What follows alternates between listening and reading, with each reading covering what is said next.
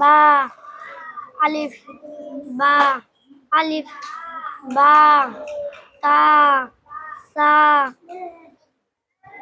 বা সা তা লয়, সা সা সা।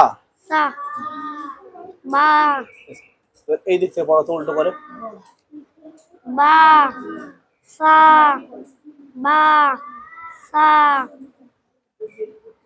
তা বা আলিফ বা আলিফ বা। ঠিক আছে, এবার তুমি এরকম ভাবে লম্বা লম্বি পড়ে আসবে, এরকম ভাবে ধরবো, হ্যাঁ, লম্বা লম্বি। যাও, এই পদ্ধতিতে বাচ্চাদের পড়াই, তো মাঝে মাঝে পদ্ধতি থেকে আলাদা কিছু করানো দরকার, নতুন নতুন টেকনিক ব্যবহার করা দরকার। একই টেকনিক একই পদ্ধতি হলে পরে বাচ্চারাও বিরক্ত হয়ে যায় এবং শিক্ষকও পড়াতে তাদের বিরক্ত লাগে।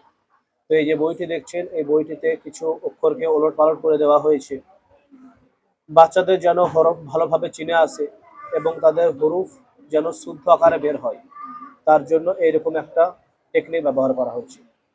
বলার উদ্দেশ্য, পড়ার মাঝে মাঝে আপনারাও নানান নানান টেকনিক ব্যবহার করেন, যেন বাচ্চাদের বিরক্তিও না লাগে এবং পড়াতেও ভালো লাগে।